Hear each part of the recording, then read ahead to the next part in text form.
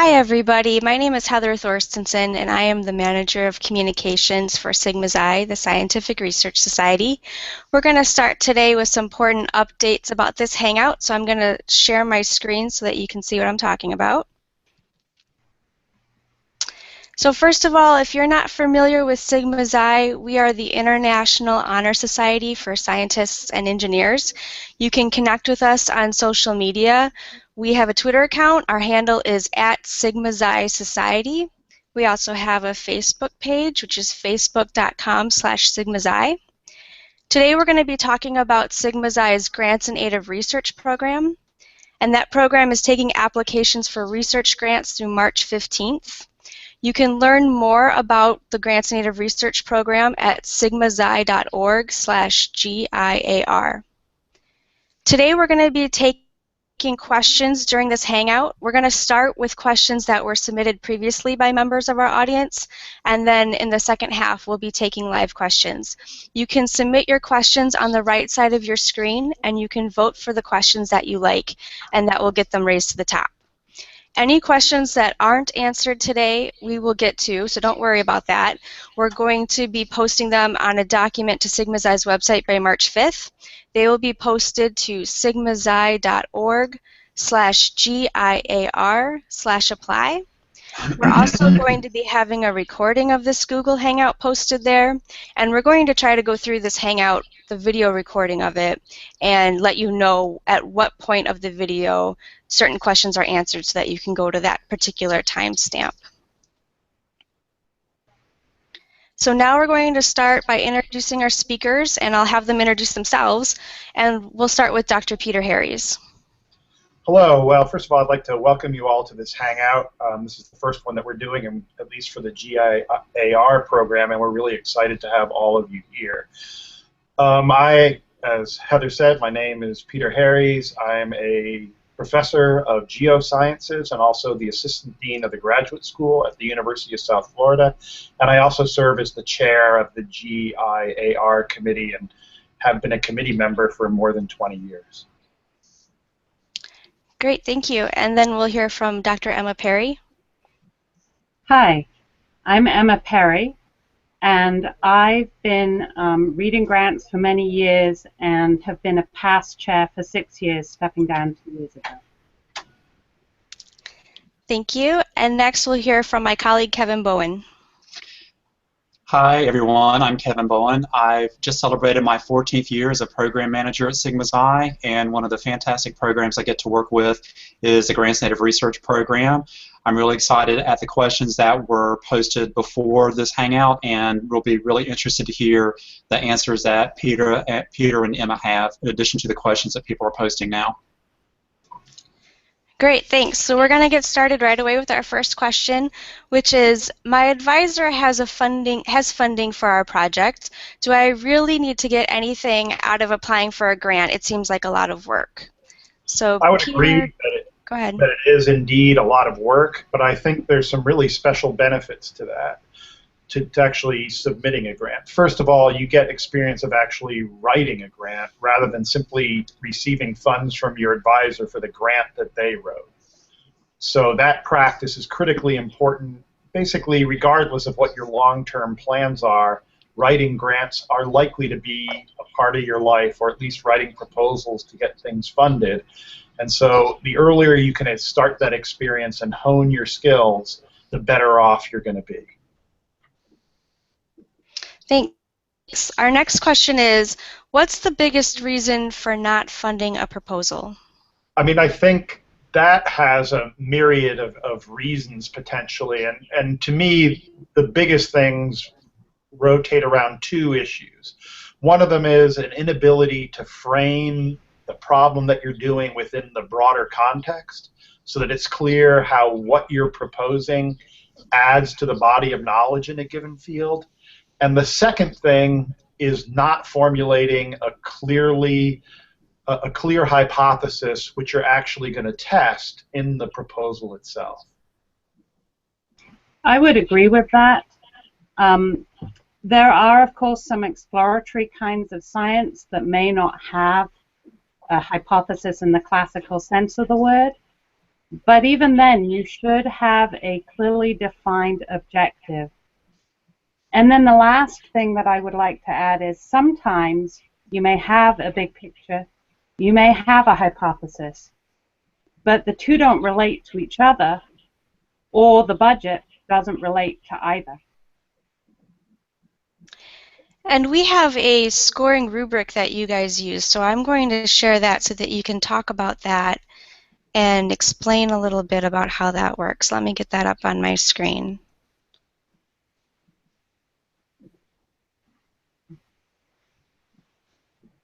Hold on just a second.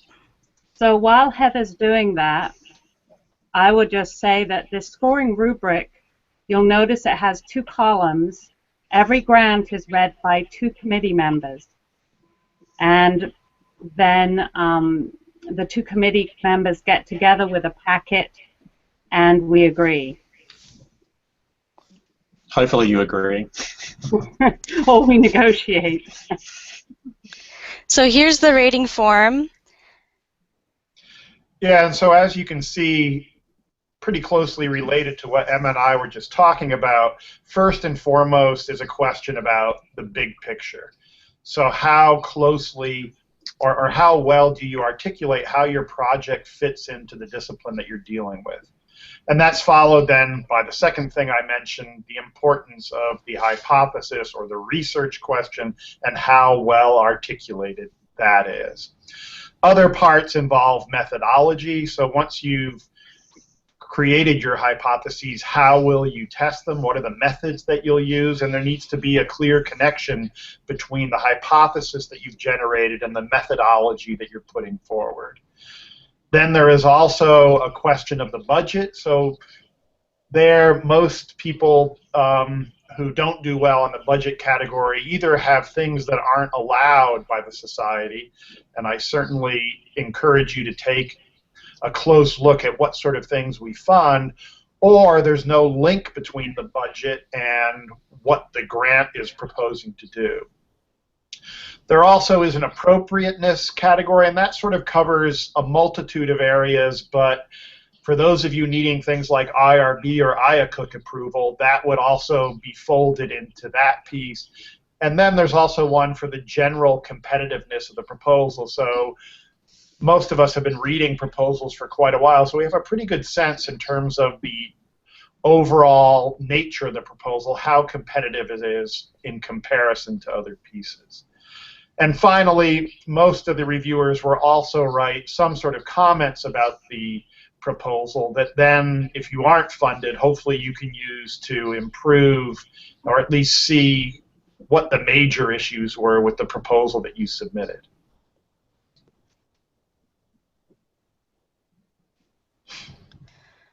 Okay, our next question is, I'm having trouble describing my research project in just 500 words. Help.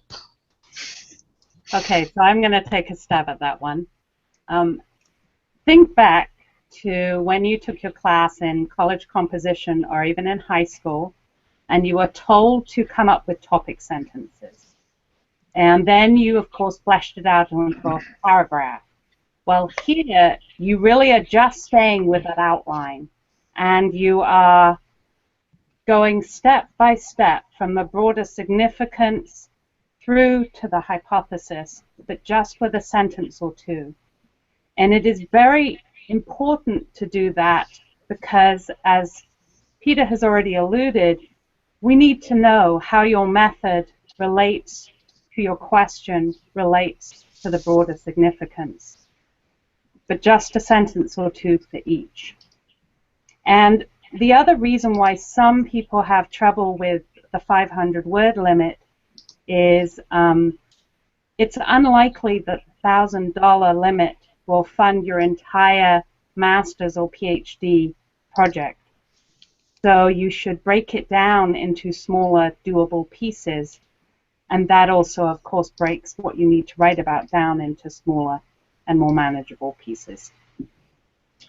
Yeah, I agree what Emma has to say about that, and sort of my opinion on this reflects the notion that if I had more time, I would have written a shorter paper. So, I mean, it certainly takes work to write a compelling 500-word proposal, but I think you really need, it forces you to focus on the crux of the problem and be efficient in terms of writing that. And there doesn't need to be a lot of background information. I would say the people who run into the most trouble are the ones who spend 5 or almost 500 words trying to put it into context and then have no time left to write about what they're actually doing. This really forces you to focus on what you are doing and to present it in an effective and efficient way. Think of it as an elevator speech.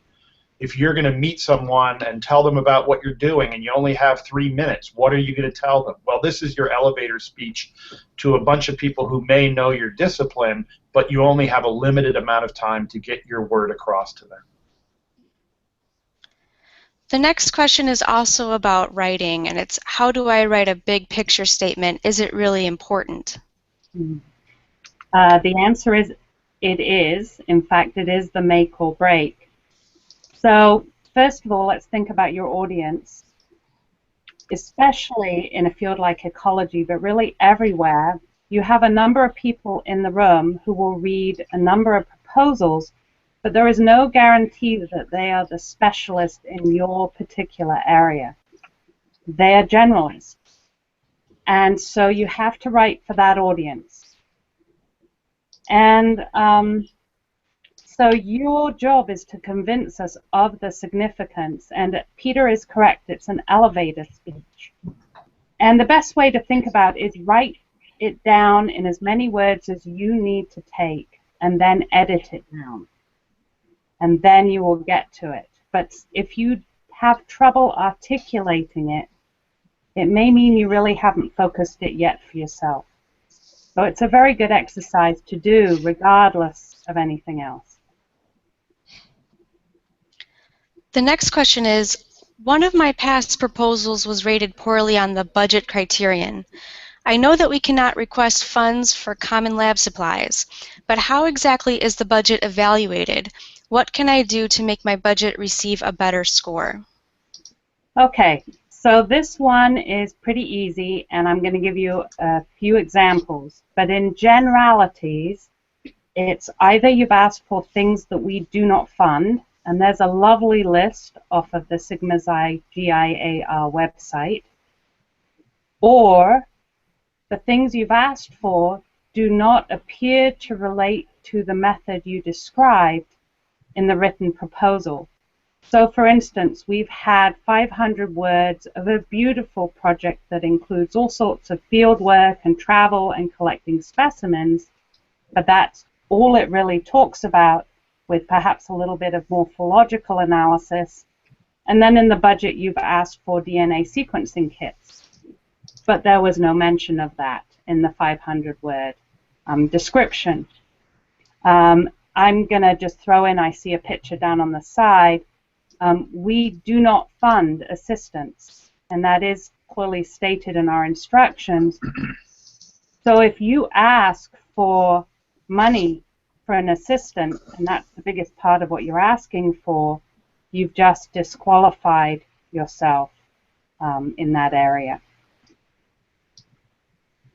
Yeah, so those instructions carefully. Okay. Yep, I was just going to say, so the key is to really make sure that you know what can be qualified for and just make sure you're following that list. Yes.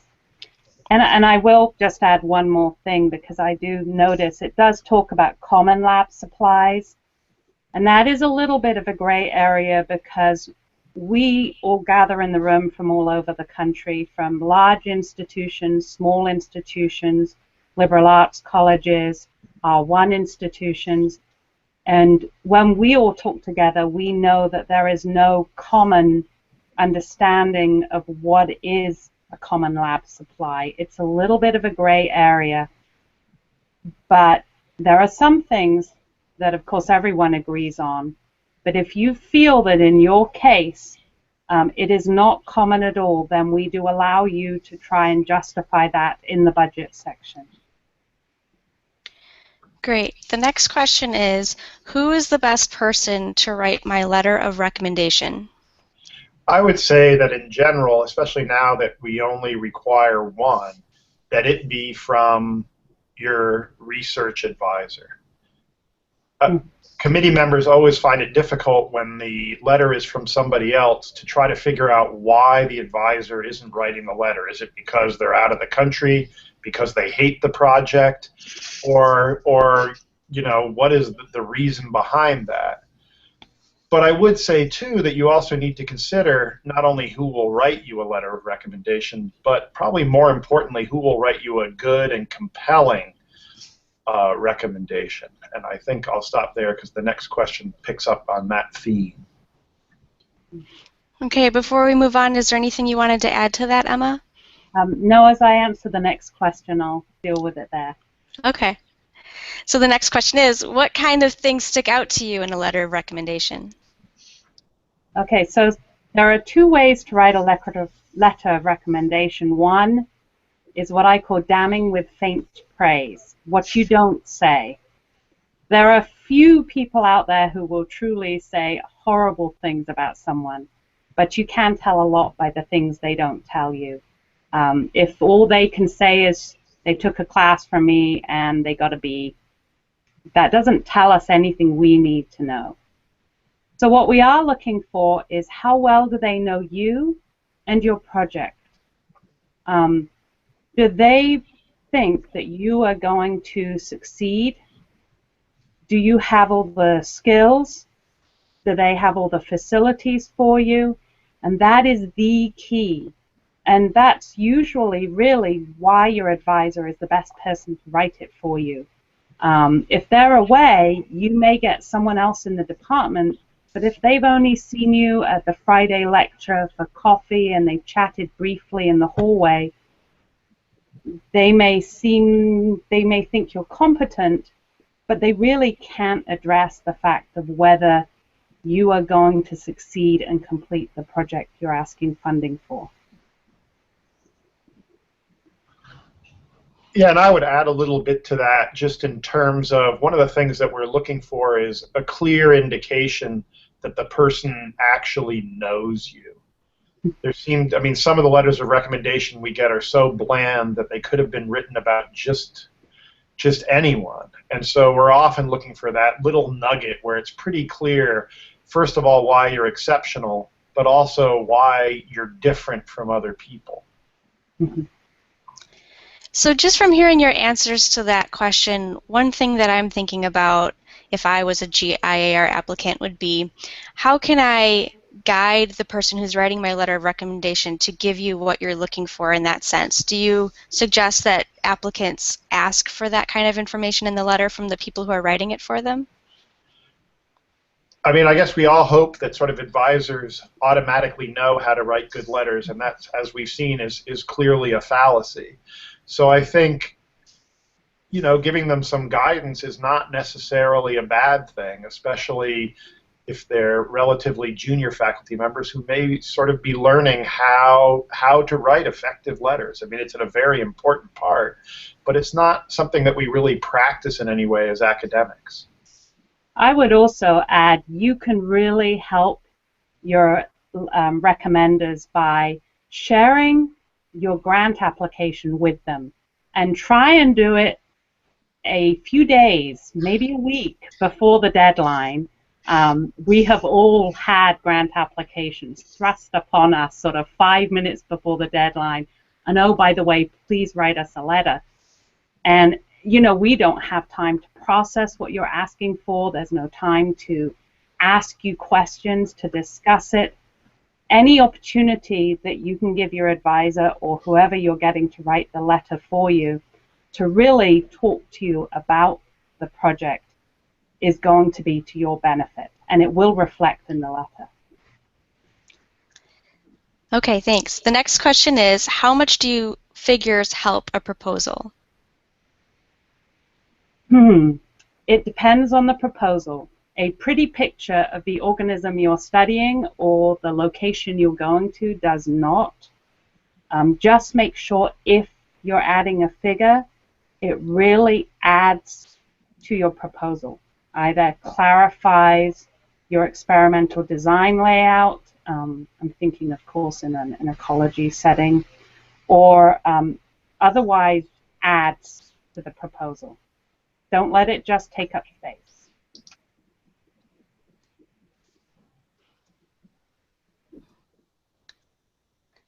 Sorry, I closed my window of the questions. I'm trying to open it back up. But my computer's not helping me out with this.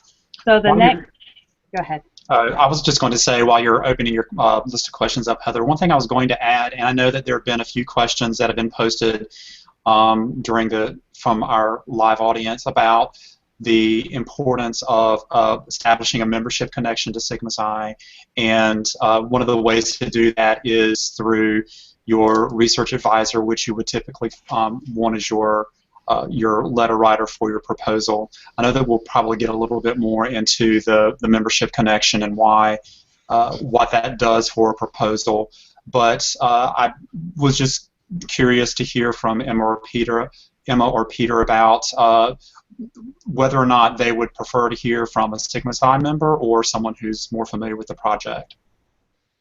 More familiar with the project trumps every time. However, yeah. Well, go on, Peter.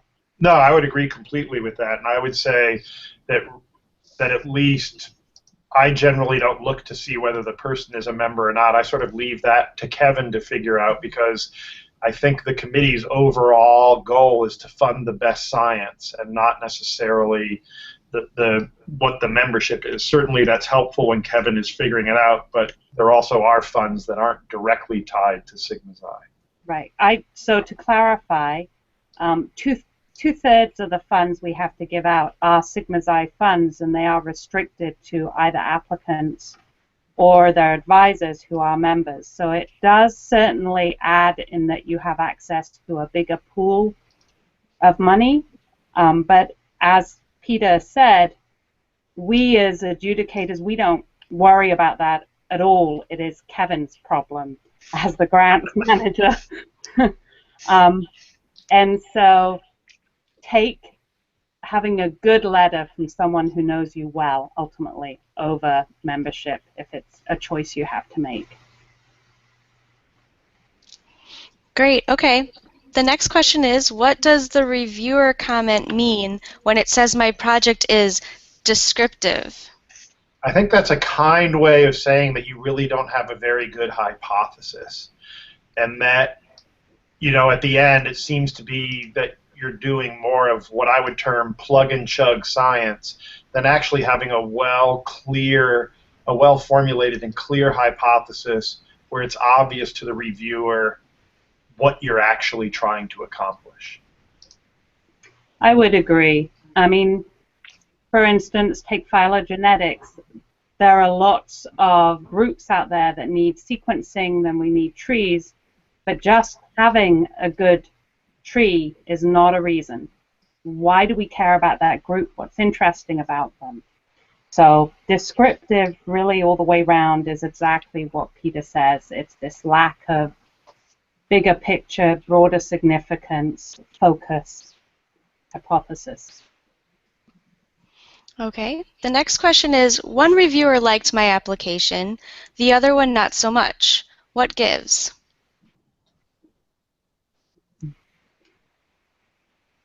So, one, we're human. Two, so some of us are meaner than others, generally speaking. We just don't like anything, and others of us like everything. Secondly, we come from a broad array of subdisciplines within the field we're reading, and sometimes the judgment will also reflect our differing fields of knowledge coming into it. Peter, you want to add anything? Well, I guess I'll sort of go on to the next question, which is related to that, which is, you know, both liked my proposal. Why didn't I get funded?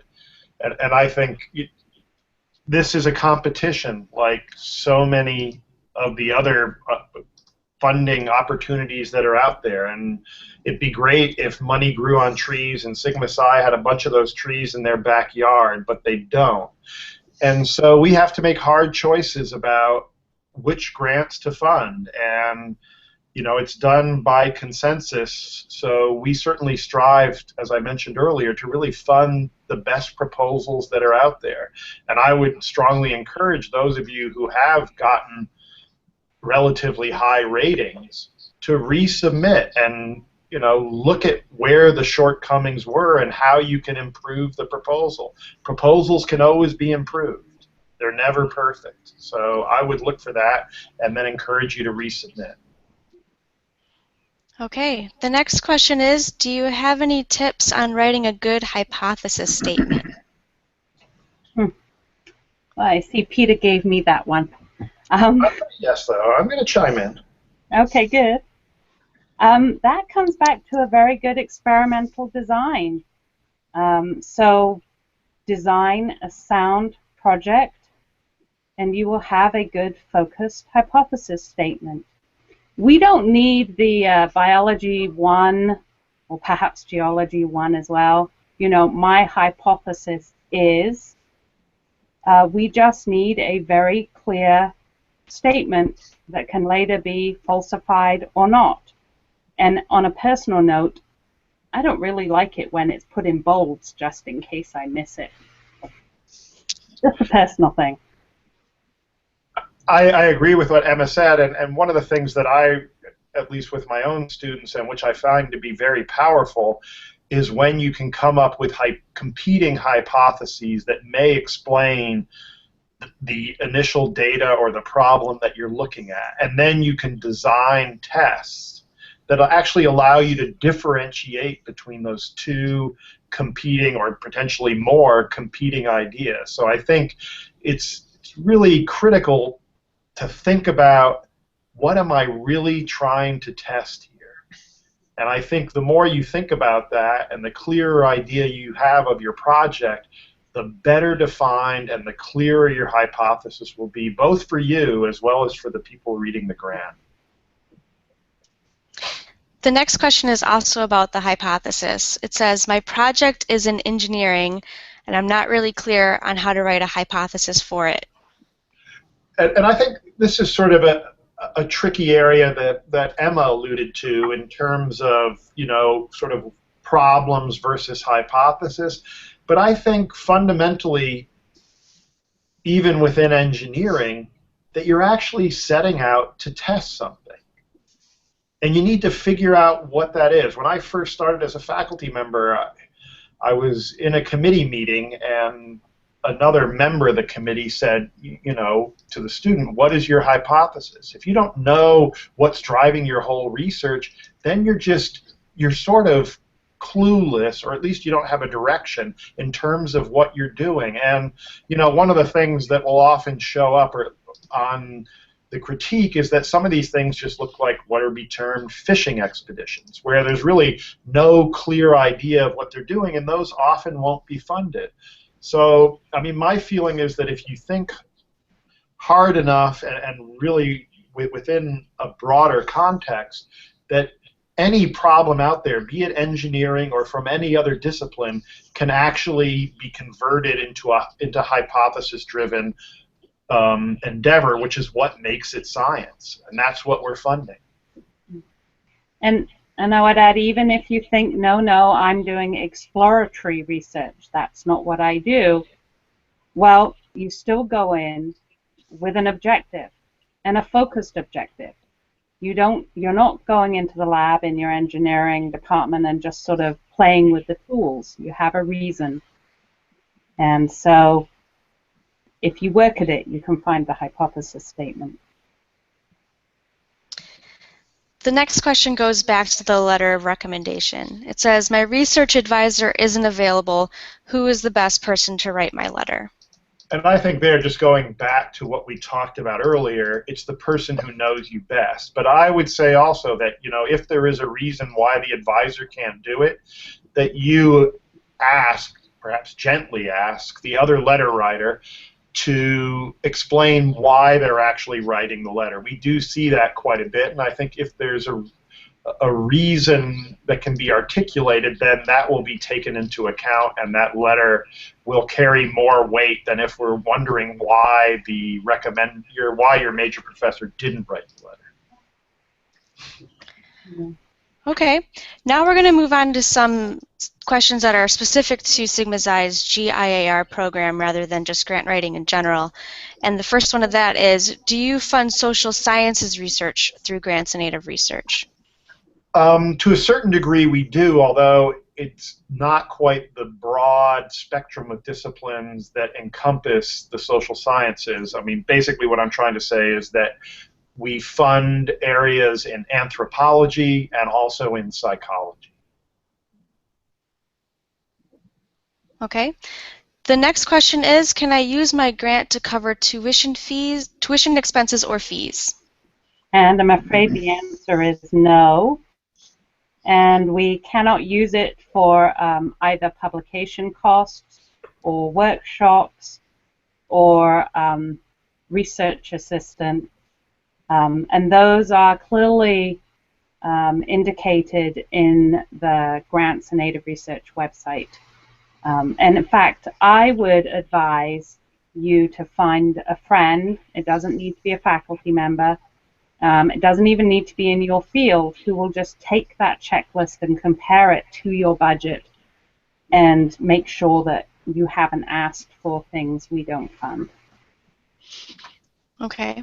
So some of the money that is awarded through grants and aid comes from the National Academy of Sciences, and that includes vision-related research. And the question is, for the Sigma Xi grants and aid of research for vision-related research, is the application process the same? Yes, it is. In the web form that you fill out at the beginning, you select that it is a vision area, and that is highlighted to the grant readers. So your budget can be a little bigger, but beyond that, we evaluate it in exactly the same manner. And is that the same, Emma, for astronomy, which is also funded through National Academy of Sciences? That's a little different because astronomy is in its own packet, but yes. Okay. The next question is, does having a previous Sigma Xi GIAR award affect chances of receiving funding again? In general, no. I mean, once again, we're trying to fund the best science, but one of the things that you certainly need to have done if you're going to reapply for a grant is make sure that you have filled out your annual report and submitted that to Sigma Xi. That's one of the things that we do check. And also, there needs to be evidence that there needs to be some suggestion as to how the second grant builds on the first one and why it's sort of the logical next step, if you will, to that. So it's not an advantage or a disadvantage, but we certainly will fund students up to 2 times. Okay. The next question is, what does appropriateness mean on the reviewer evaluation form? So that could mean that you've submitted it to the wrong field. And one of the problems we've noticed with drop-down menus is that sometimes people select the very first option that seems remotely applicable, but you should make sure you select the correct field, for instance, to submit to. You might be doing a systematics problem, and yet you have submitted it to cell biology, and that might not be the best place for it. So that might be one of them. It could be a very applied grant application, and we really don't fund the truly applied type of science. So there's some examples. Okay. The next question is, does it hurt my chances if I don't have an IACUC approval when I submit my application? So the summary answer is yes. At Sigma Xi, we endorse ethical research in all its forms. Now, that does not mean you have to have your IACUC in hand, but it should at least be in process. You should have applied for it. You may not have your exact number yet, but it should be going through the motions, and we frequently have people who will tell us, you know, I've applied for my IACUC, I don't have it yet, but it's very similar to the IACUC that my advisor have, and we have every anticipation of it being approved. And that would be the same with an IRB. On the other hand, we have had people with vertebrate fish work, and they're clearly injuring or killing the fish, and there's no mention of any permits whatsoever. I would also add that you should also make sure you have the correct export permits and import permits if you're traveling abroad and doing any field and collecting work there. And I would just add one thing to that too, is that oftentimes if it's not in hand, we have Kevin ensure that it is before the funds are actually given out by Sigma Xi. Mm-hmm. Okay, well, speaking of Kevin, he can answer this next question. Do you fund grants from students in China? We do actually fund grants from students in China. The majority of the, well, I shouldn't say the majority, but a large number of the grants that we fund do come from North America, but that's really reflective of the applications that we receive. I know over the past 5 years, we've funded students from more than 20 different countries, and so citizenship or where a student might be doing their research, that's not really something that the reviewers consider. It's really a very short list of countries where we're not able to send funds, and that's really the U.S. Treasury kind of limits us there. But by and large, we fund without regard to nationality or citizenship. And Kevin, for the students who are going to be awarded grants, if they are funded, when will they get the money? Well, it depends. We have 2 application cycles each year. One is coming up very soon, March 15th. And so if you are funded from the March 15th cycle, the committee typically reviews in early April, and we announce funding decisions shortly thereafter and try to have the funds out by the first part of May. If you submit for the October 15th deadline, then the committee typically reads in December, and we make announcements in December, and we issue the funds by mid to late January. And can you explain what happens after somebody receives their grant? Sure. Well, first of all, we would send an email out with a set of instructions on how to request disbursement of your funds. You'd sign a terms and conditions agreement based on certain terms and conditions we require for the grant. There's a performance period, which is typically a year from when you receive the funds. You have to execute your grant. We are fairly generous with offering no-cost extensions if those are required. And after the year is up, we ask that you submit a follow-up report, which is really just basically a narrative update of the progress of your research. Okay. The next question is, how many grants does Sigma Xi fund? Well, it's really hard to quantify a number. We typically try to fund between 15 to 20% of the grants, but of course that depends on the number of applications that we receive. It usually ends up being around 350 grants a year, sometimes as many as 400 grants a year. And that's over the 2 cycles. Okay. The next question is, this is one that was submitted to our Google Hangout page. Should the total budget include every single expense or only those that are eligible for funding from Sigma Xi?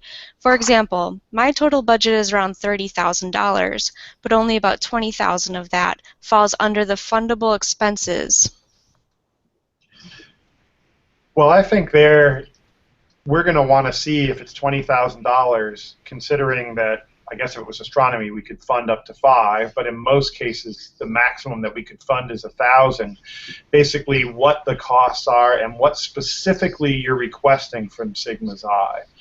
And also, if the budget is that large, what other sources of funding may be in place? Because we also need to evaluate, if we give you 1,000, but that's all you're asking for, where is the other 19 grand going to come from, or 29 grand going to come from that you might need to finish your project? So to add to that, we like the detail because, well, we hate, the universal supplies or mileage Giving us real numbers tells us that you really do know what you're doing. But again, you do have to indicate which ones come from Sigma Xi. And the reason we're looking for the things that Peter talks about is that if it's going to take $30,000 in total, is our $1,000 going to help? I mean, if you have no other sources of funding, then clearly that $1,000 does you no good at all. It doesn't mean we need you to have all the other funding in hand, but at least we know you have this 29,000 other dollars that you're looking for funding for. It's a more realistic picture.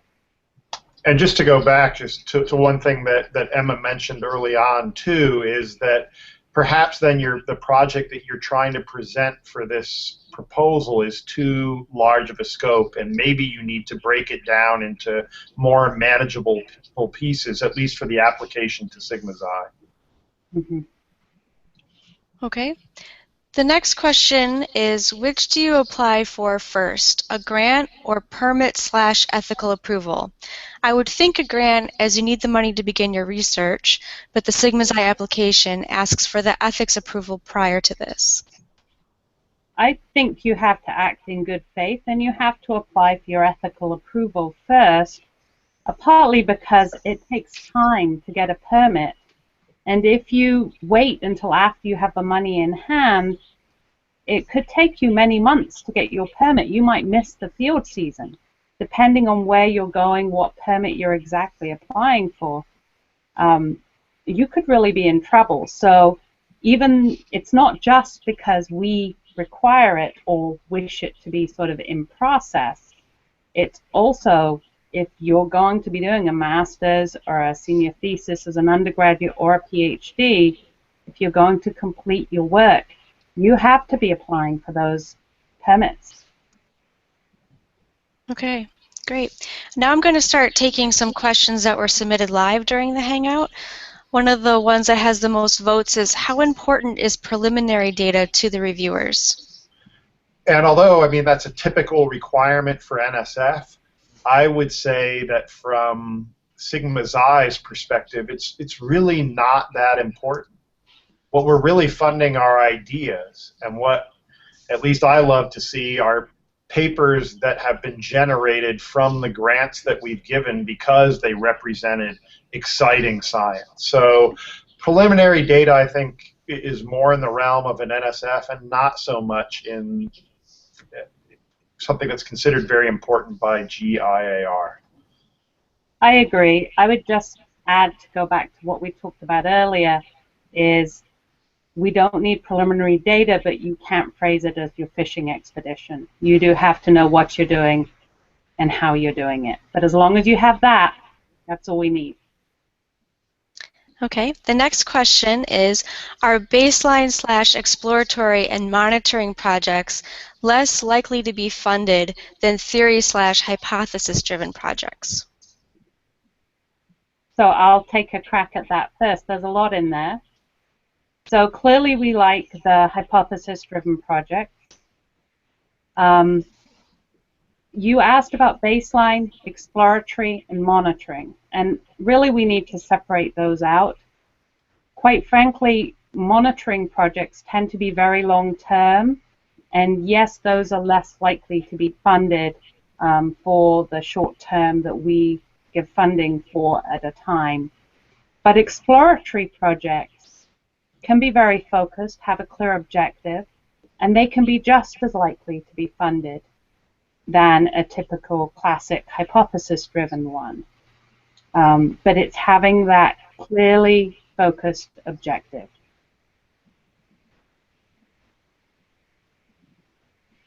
Okay, Peter, did you have anything to add to that one? No, I think Emma covered that really well. And so, I mean, it's critical that you have a good project, but we don't have preconceived notions about what a good project is until we actually see the proposal. So I agree completely that exploratory science can be very exciting, but there's no reason exploratory science can't be hypothesis-driven, can't be framed within a bigger picture.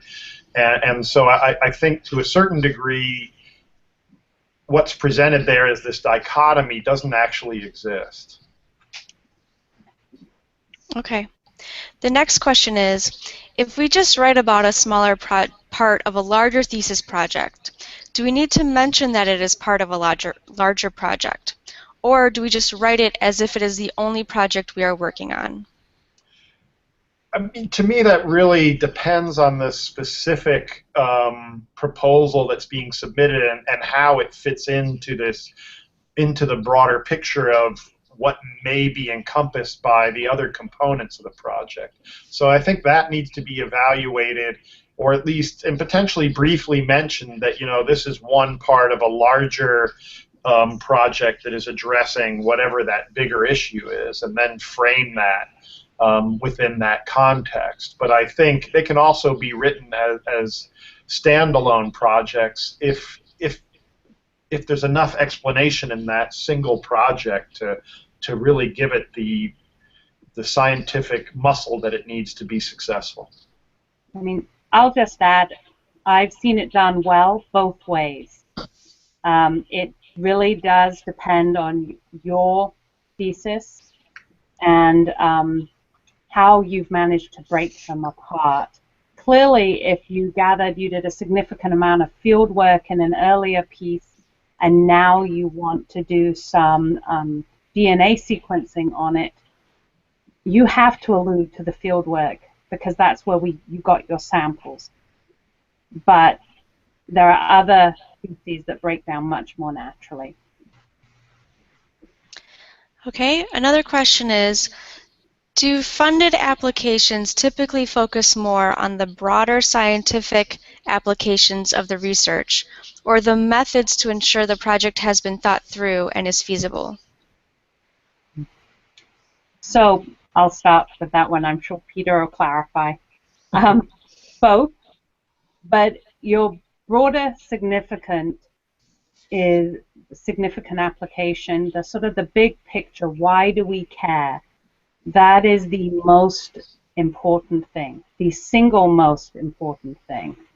Now, we do check to see that your project has been thought through and is feasible. We look at the method. So if you don't have that, it doesn't matter what your broader scientific application is.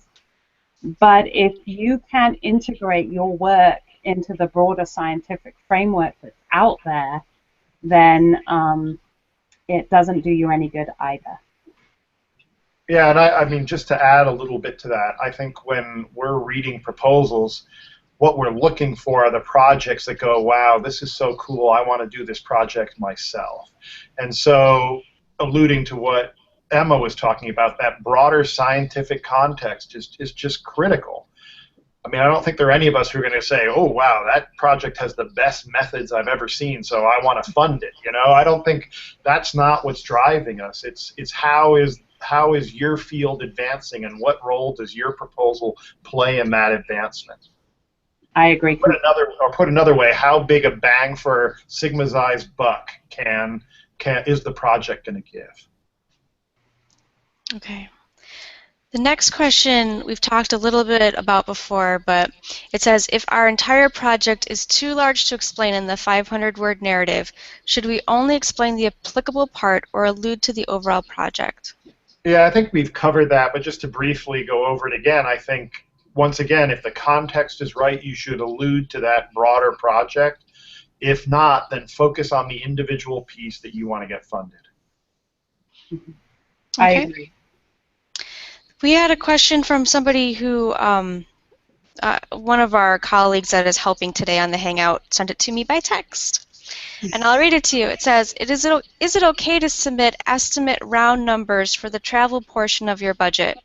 For example, if you are planning on taking several months in the future, I guess it means if you're planning on taking a trip several months in the future and you don't know the exact price of your plane ticket at the time of the grant submission, do you just give a round number in your application?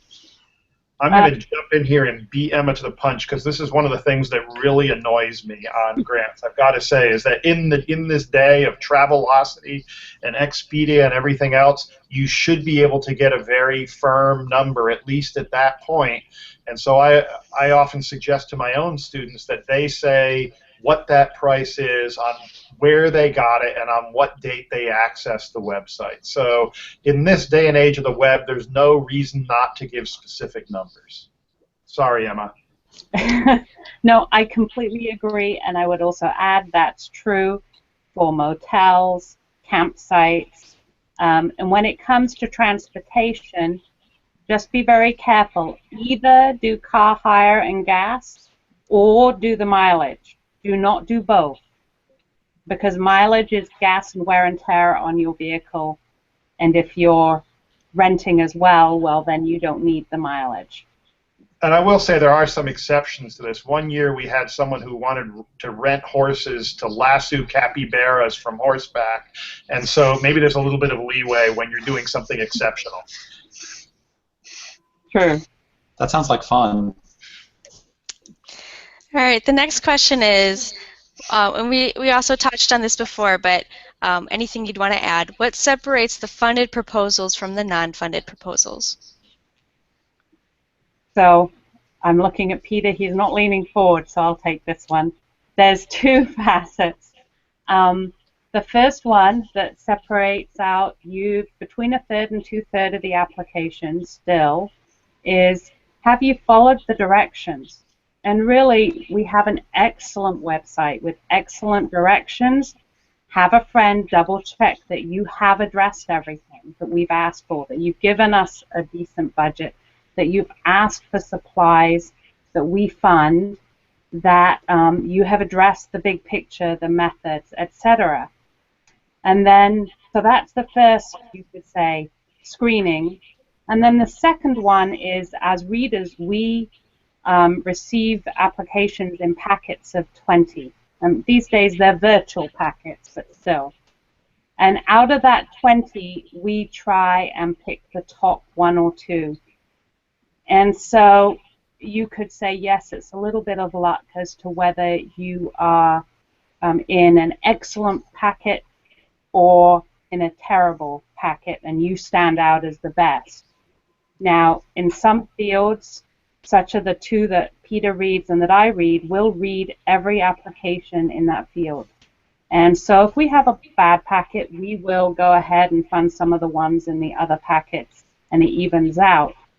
But our biggest field is ecology, which has sometimes over 300 applications in it, and there is no way someone can read all of those. And so there, it's just about who you're in the packet with.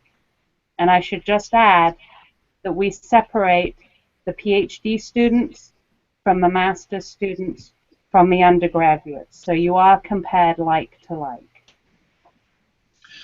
Yeah, and I would just add that, in mirroring what we've been saying all along, is that in most cases the best proposals are identified by everybody. And there's ones that just stand out as being well thought out, well framed, an excellent hypothesis, methods that'll work to address the question, and a budget that is directly related to what they're doing. So I think in most cases, unfortunately, proposals still do need a bit of work, but hopefully you'll take our advice to heart and resubmit and work on those issues that were weaker than they should have been. The next question relates to scoring. It says, what is the cutoff score to make it to the finalists? And I don't know if that even applies to our program. I mean, it really doesn't. I mean, in a general sense, we score things and we have an overall sense as to what are the weaker, what are in the middle, and what are the strongest proposals, but it's not like Olympic scoring where, you know, everyone raises a 10 and you know, we say, oh, this is the one. So that's not really the way it works. And there's also some wheeling and dealing that go on, because the two people who've read a proposal or a packet ultimately need to agree on what are the best proposals. So once again, you could get a high score from one person and maybe a bit lower from someone else. You may or may not get funded depending upon what the person who thought it was good can argue about it, and what the person who may have seen some flaw points out. So I don't think it should be taken as there is some score that has to be reached, especially because we never know how many are going to be submitted, nor do we know what the quality of those are going to be. I mean, once again, we don't have unlimited funds that even if we had all exceptional proposals, we could fund every single one. So there's always going to be a sliding scale, if you will, from year to year. And I would add, I would see the scoring is more as of a personal tool for the grant reviewers. As I said once earlier, it really does vary by who the readers are. Some give everything a slightly lower score. Some give everything a higher score. It doesn't change generally who are the standout proposals, regardless of the number you get.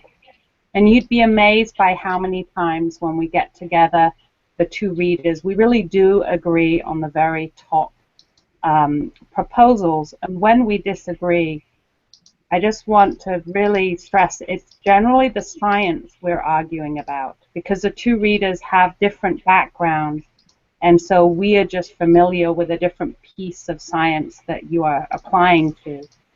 Unlike NSF, it's generalists who are reading your grants, not the expert in the world on your subject. So in that sense, two readers could really have very different backgrounds that each contribute to our understanding of your project. The next question has to do with budget. It says, should we list everything we anticipate needing for our project and then say what the grant would apply to, especially if some items are going to be covered by already secured funding? Yes. We love that because it really shows you have a realistic understanding of the project.